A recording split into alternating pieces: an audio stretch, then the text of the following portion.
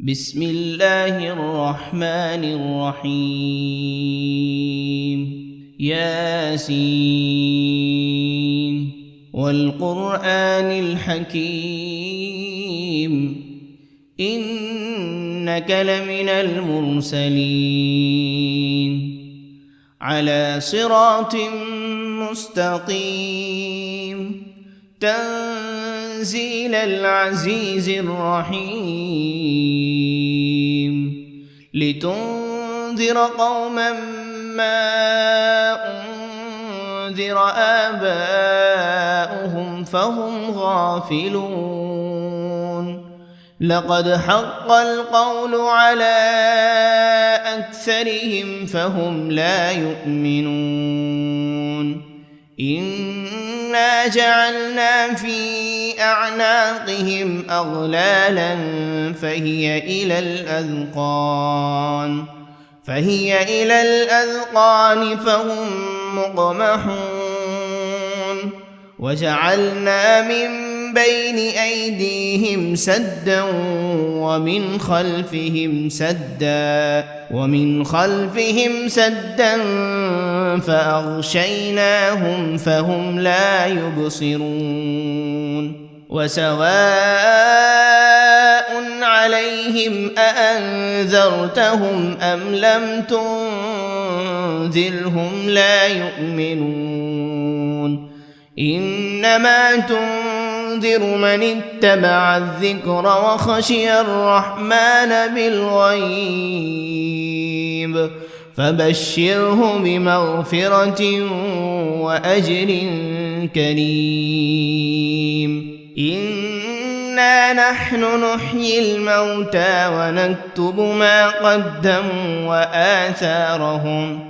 وكل شيء أحصيناه في إمام مبين واضرب لهم مثلا أصحاب القرية إذ جاءها المرسلون إذ أرسلنا إليهم 2 فكذبوهما فعززنا بثالث فقالوا إنا إليكم مرسلون قالوا ما أنتم إلا بشر مثلنا وما أنزل الرحمن من شيء إن أنتم إلا تكذبون قالوا ربنا يعلم إنا إليكم لمرسلون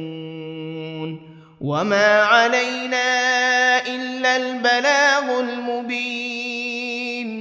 قالوا إنا تطيرنا بكم لئن لم تنتهوا لنرجمنكم وليمسنكم منا عذاب أليم قالوا طائركم معكم أئن ذكرتم بل أنتم قوم مسرفون وجاء من أقصى المدينة رجل يسعى قال يا قوم اتبعوا المرسلين اتبعوا من لا يسألكم أجرا وهم مهتدون وما لي لا أعبد الذي فطرني وإليه ترجعون أأتخذ من دونه آلهة إن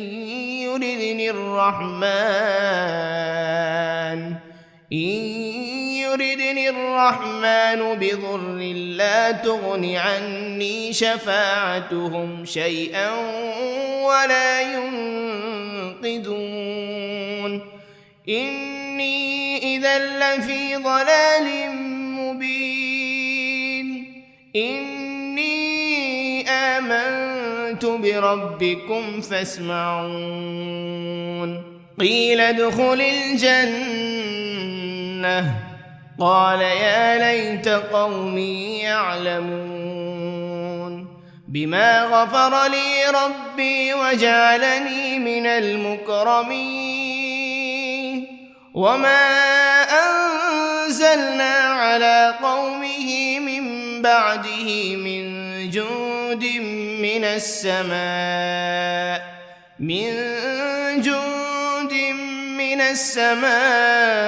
وما كنا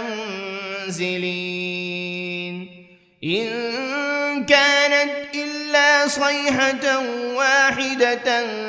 فإذا هم خامدون يا حسرة على العباد ما يأتيهم من رسول إلا كانوا به يستهزئون ألم يروا كم أهلكنا قبلهم من القرون أنهم إليهم لا يرجعون وإن كل لما جميع لدينا محضرون وآية لهم الأرض الميتة أحييناها وأخرجنا منها حبا فمنه يأكلون وجعلنا فيها جنات من نخيل وأعناب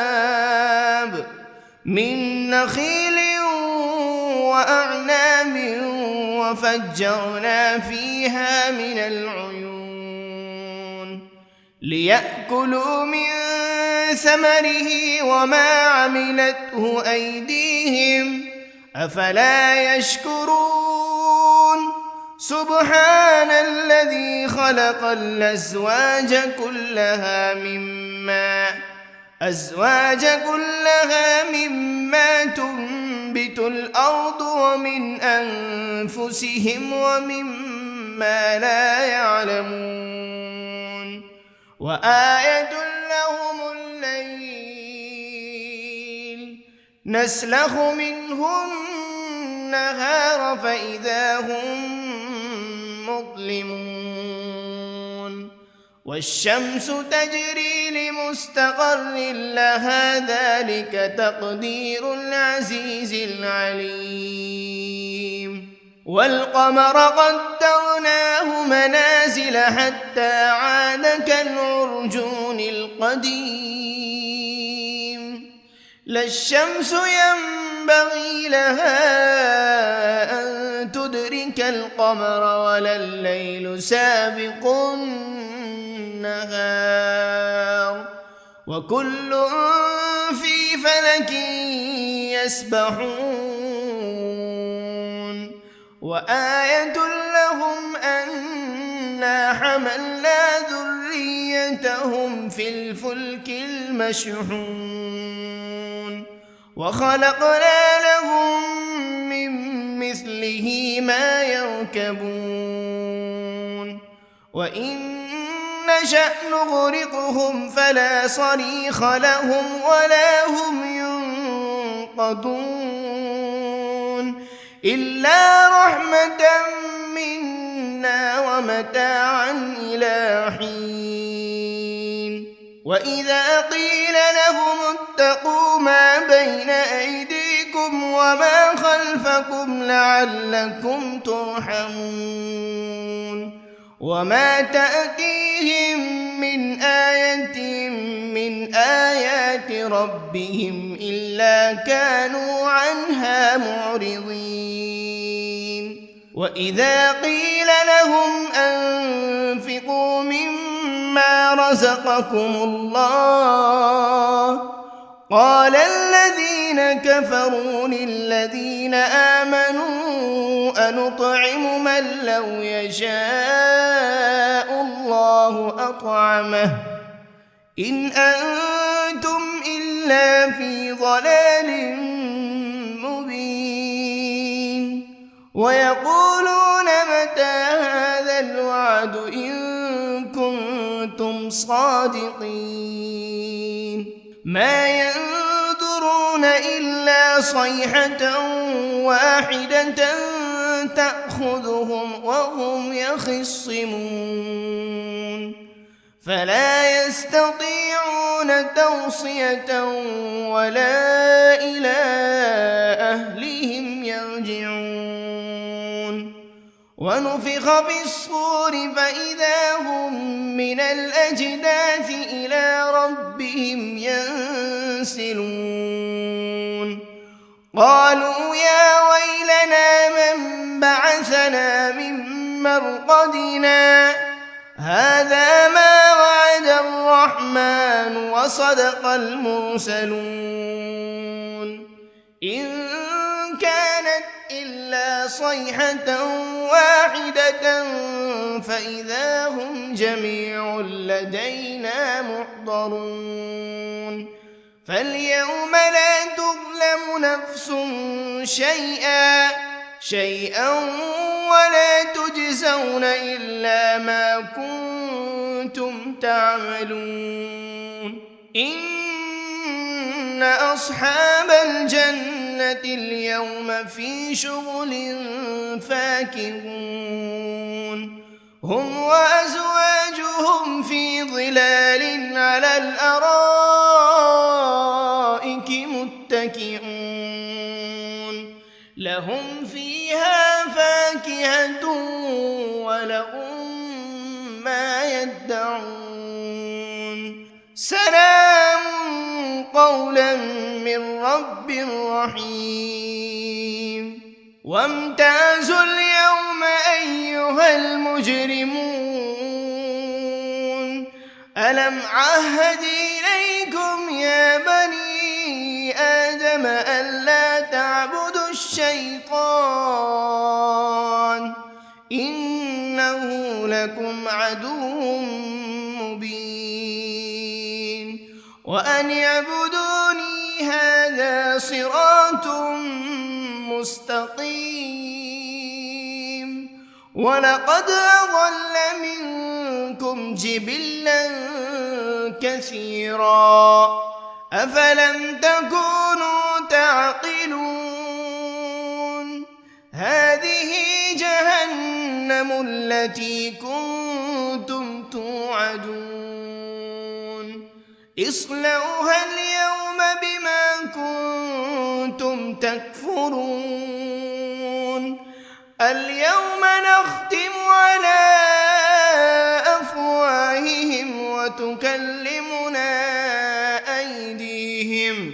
وتكلمنا أيديهم وتشهد أرجلهم بما كانوا يكسبون ولو نشاء لطمسنا على أعينهم فاستبقوا الصراط فأنى يبصرون ولو نشاء لمسخناهم على مكانتهم فما استطاعوا مضيا ولا يرجعون ومن نعمره ننكسه في الخلق أفلا يعقلون وما علمناه الشعر وما ينبغي له إن هو إلا ذكر وقرآن مبين لينذر من كان حيا ويحق القول على الكافرين أولم يروا أنا خلقنا لهم مما عملت أيدينا أنعاما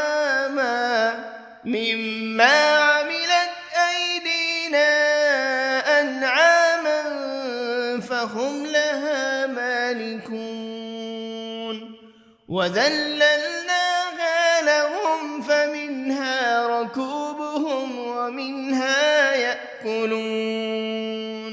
ولهم فيها منافع ومشارب أفلا يشكرون واتخذوا من دون الله آلهة لعلهم ينصرون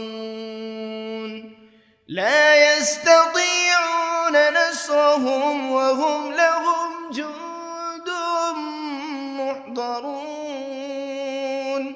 فلا يحزنك قولهم إنا نعلم ما يسرون وما يعلنون أولم ير الإنسان أنا خلقناه من نطفة فإذا هو خصيم مبين وضرب لنا مثلا ونسي خلقه قال من يحيي العظام وهي رميم قل يحييها الذي أنشأها أول مرة وهو بكل خلق عليم الذي جعل لكم من الشجر الأخضر نارا فإذا أنتم منه توقدون أوليس الذي خلق السماوات والأرض بقادر على أن يخلق مثلهم بلى وهو الخلاق العليم إنما أمره إذا أراد شيئا أن يقول له كن فيكون فسبحان الذي بيده ملكوت كل شيء وإليه ترجعون بسم الله الرحمن الرحيم الرحمن علم القرآن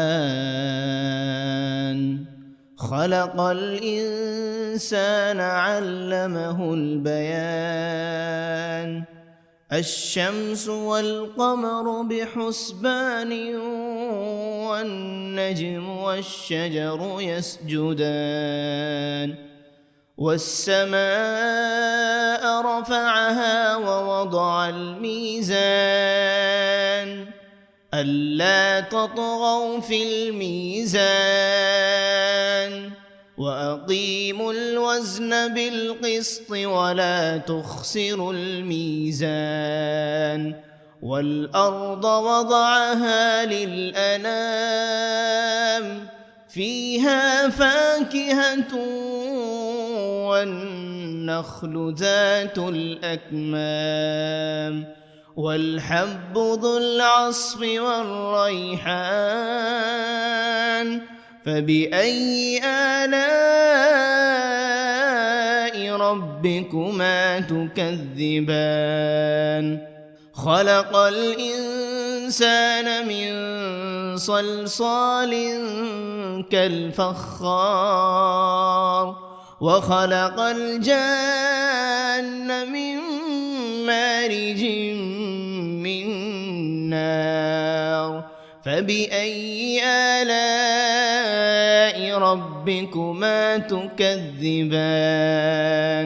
رب المشرقين ورب المغربين فبأي آلاء ربكما تكذبان مرج البحرين يلتقيان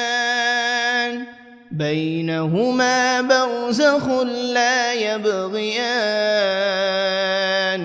فبأي آلاء ربكما تكذبان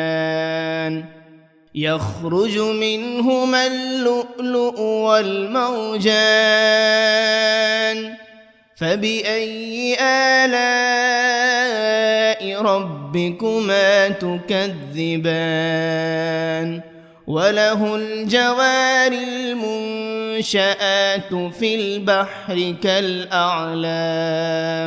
فبأي آلاء ربكما تكذبان كل من عليها فان ويبقى وجه ربك ذو الجلال والإكرام فبأي آلاء ربكما تكذبان يسأله من في السماوات والأرض كل يوم هو في شأن فبأي آلاء ربكما تكذبان سنفرغ لكم أيها الثقلان فبأي آلاء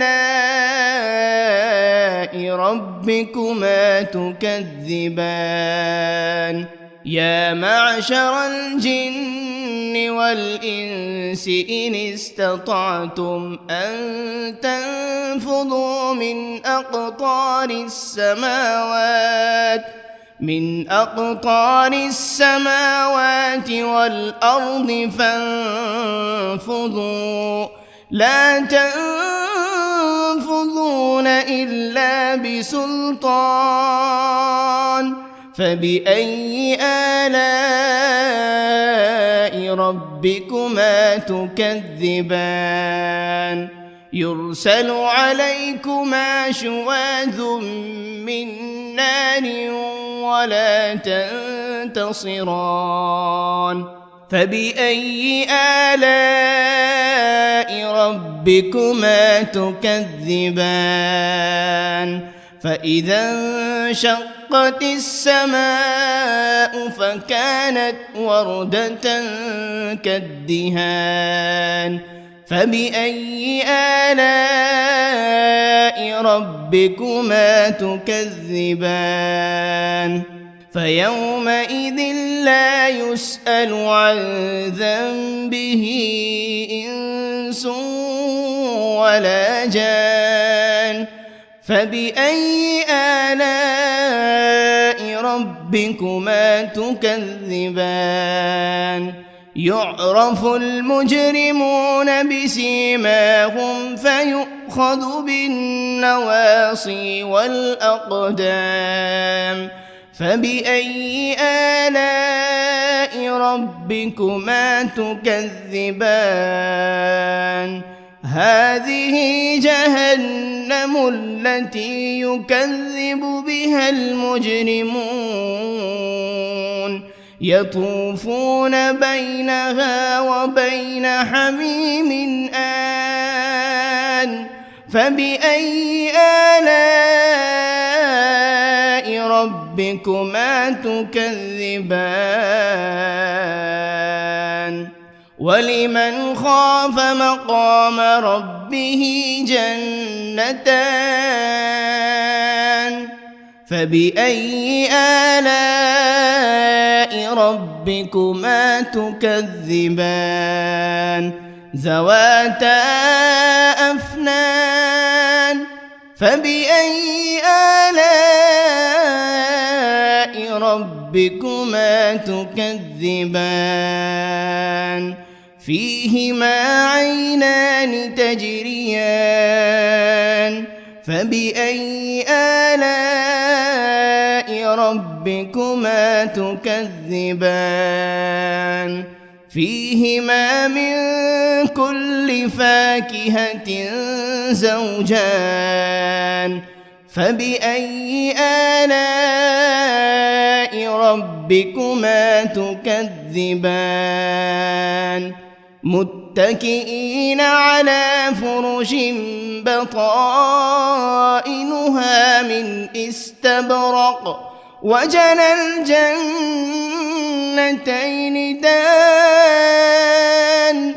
فبأي آلاء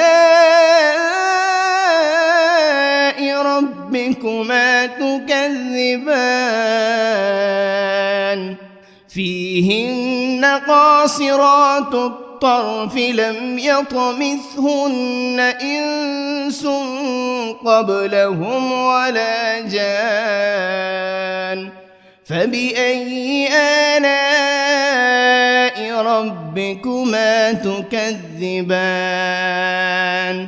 كأنهن الياقوت والمرجان فبأي آلاء ربكما تكذبان هل جزاء الإحسان إلا الإحسان فبأي آلاء ربكما تكذبان ومن دونهما جنتان فبأي آلاء ربكما تكذبان مدهامتان فبأي آلاء ربكما تكذبان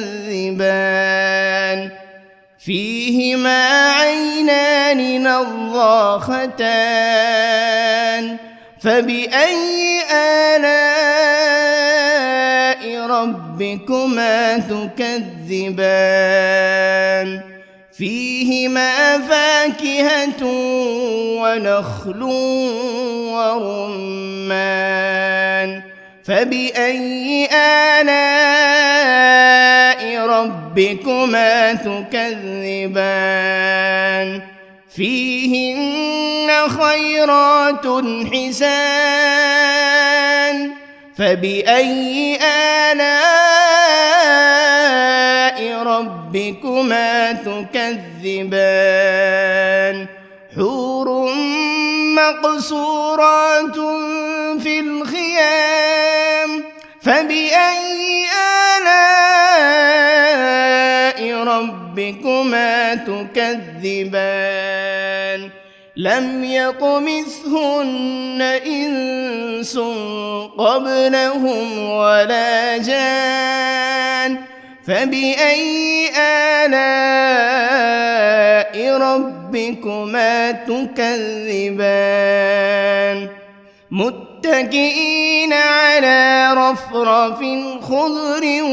وعبقري حسان فبأي آلاء ربكما تكذبان تبارك اسم ربك ذي الجلال والإكرام